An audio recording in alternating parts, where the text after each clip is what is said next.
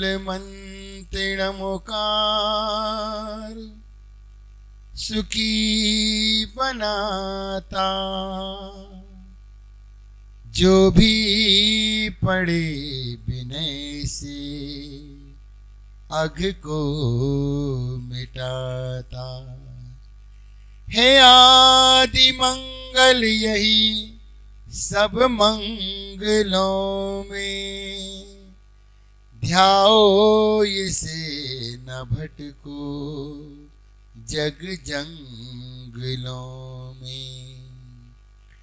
आशीष हाथ गुरु का जब से मिला है। संतोष का कमल जीवन में खिला है। निर्दाम ही मिल रही मुझको सुवस्तु। मैं बार बार करता गुरु को नमोस्तु।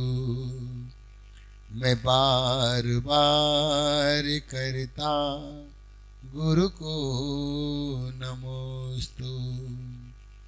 देवादिदेव आदिनाथ भगवान की परम पूज्य चार्य चक्रवर्ती आचार्य श्री शांति सागर जी महाराज की परम पूज्य संत शिरोमणि आचार्य श्री विद्यासागर जी महाराज की परम पूज्य अभिषण ज्ञानोपयोगी आचार्य श्री वसुनंदी जी गुरुदेव की परम पूज्य मुनि श्री नमी सागर जी महाराज की अहिंसामयी जैन धर्म की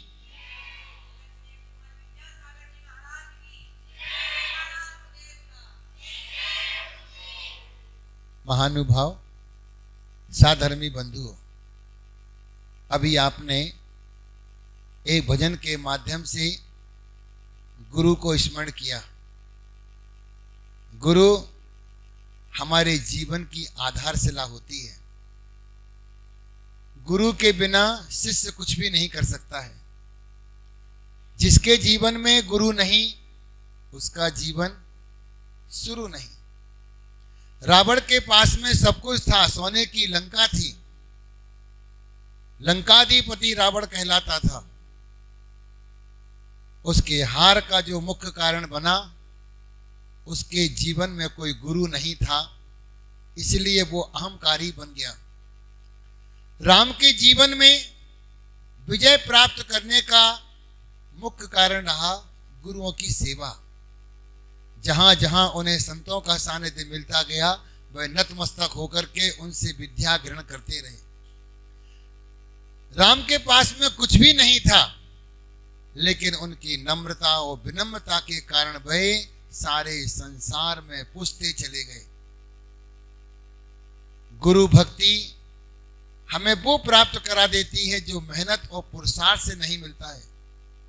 कहते हैं सम्राट चंद्रगुप्त, जिन्होंने अपने गुरु आचार्य भद्रबाहु स्वामी की अंत समय में सेवा की, उनका समाधि संलेखना संथारा कराया, जिसके प्रभाव से, गुरु भक्ति के प्रभाव से देवों ने 12 वर्ष तक उनको चौका लगाया, आहार कराया। केवल गुरु की सेवा से, गुरु की भैयावित्ती और गुरु का सानिध्य पाकर के जब 12 वर्ष का अकाल पड़ा, सारा मुनि धर्म भ्रष्ट हो गया, तो दक्षिण में जाकर के भद्रबाहु आचार्य के पास जाकर के उन्होंने सेवा की। उनका समाधि मरण हो गया, फिर भी उनके लिए उस समय चंद्रगुप्त मुनिराज के लिए देवों ने आकर के 12 वर्ष तक चौका लगाया, किसी को पता ही नहीं चला। ये सब गुरु भक्ति का प्रभाव है।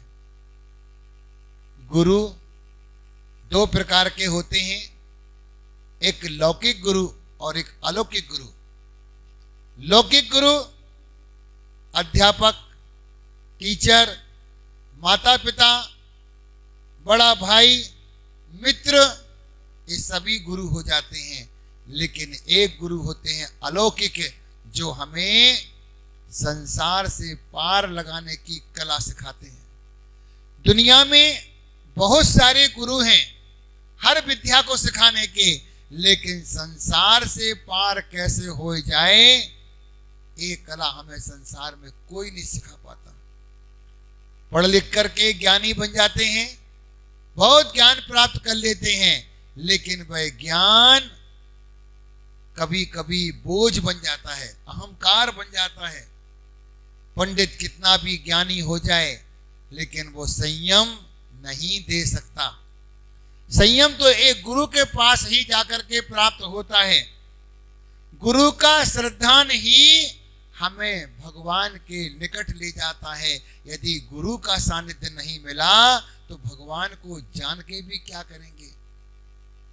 प्रभु रूठे गुरु ठौर है, गुरु रूठे नहीं ठौर। यदि भगवान रूठ जाते हैं तो गुरु के पास जाते हैं, गुरुदेव हम भगवान को कैसे मनाएं। यदि गुरु ही रूठ जाते हैं तो फिर हम किसके पास जाएंगे। किम ना स्यात् गुरु सेव्या, गुरु की सेवा करके ऐसी कौन सी वस्तु है जो हमें प्राप्त नहीं हो सकती है। संसार के सुखों के साथ में यदि समझ भी आती है तो गुरु के सानिध्य से प्राप्त आती है। गुरु के सानिध्य में बैठ बैठ करके एक अनगढ़ पत्थर भी महान हो जाता है। जिस आसन पर गुरु बैठ जाते हैं वो आसन भी सिंहासन हो जाता है। जिस पाटे पर गुरु बैठ जाते हैं वह पाटा भी पूज्य और पवित्र हो जाता है। वास्तविकता में हमारे पूज्य गुरुदेव बोलते हैं, एक बात का हमेशा याद रखना, दूर रह के गुरु के पास रहना मगर पास रह के गुरु के पास मत रहना। दूर रह के पास रहना, पास रह के दूर मत रहना। शिष्य का जब भी कल्याण होगा, शिष्य कितना भी होशियार हो जाए, कितना भी अध्यात्म का पाठ पढ़ ले, कितना अच्छा प्रवचन कर ले, कहते हैं गुरु के आशीर्वाद से वो सहज विद्याएं प्राप्त हो जाती हैं। और जिनके सिर पर गुरु का हाथ होता है उन्हें संसार में कोई परास्त नहीं कर सकता है। गुरु का आशीर्वाद एक संजीवनी जड़ी बूटी की तरह होता है। गुरु एक कारीगर होता है, जैसे कारीगर मकान को बना देता है वैसे ही गुरु की कृपा शिष्य को सारे संसार में अजर अमर बना देती है। गुरु एक कुंभकार की तरह होते हैं। जैसे कुम्हार मटके को बनाता है लेकिन उसका ध्यान वह ऊपर से तो ठोकर मारता है लेकिन नीचे हाथ लगा लेता है। ऐसे ही पूज्य गुरुदेव होते हैं, वे अपने शिष्य को न किसी की नजरों में गिरने देते हैं न किसी को गिराने देते हैं। वास्तविकता में गुरु तो स्वर्णकार के समान होते हैं, सुनार के समान होते हैं। कैसा भी सोना आ जाए वह सुनार उसको 16 ताव पे लेकर के सुंदर आभूषण बना देता है। वैसे ही शिष्य कैसा भी आए यदि गुरु के हाथ में आ जाता है, जैसे शिल्पकार एक पत्थर को लेकर के उस पत्थर को चोट मारते मारते मारते मारते एक सुंदर मूर्ति का आकार निकल जाता है। तो गुरु के महान उपकार होते हैं और गुरु तो खेवटिया होते हैं। जैसे खेवट इस पार से उस पार ले जाता है, ऐसे ही गुरुदेव संसार से हम शिष्यों को पार लगाते हुए संसार से दूर निकाल के देते हैं। संसार में घना मोह है, इस मोह को कौन तोड़वाएगा? इस मोह के अंधकार को कौन दूर करेगा? मात्र एक गुरु ही ऐसे हैं जो एक पाषाण को भी भगवान बना देते हैं, एक शैतान को भी इंसान बना देते हैं। और एक इंसान को भगवान बना देते हैं, एक गुरु के हाथ में होता है।